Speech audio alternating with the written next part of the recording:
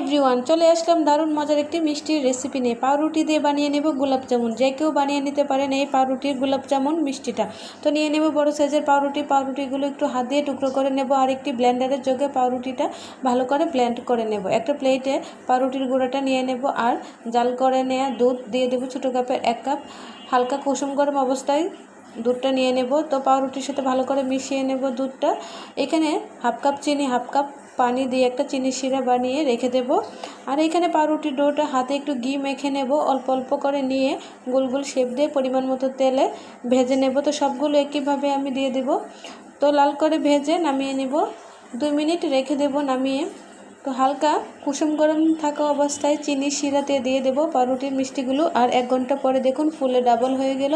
তো আপনারা খুব সহজে ঝটপট বানিয়ে নিতে পারেন এই পাউরুটির গোলাপ জামুন মিষ্টিটা। এটা খেতে কিন্তু দারুণ, আর খুব কম সময়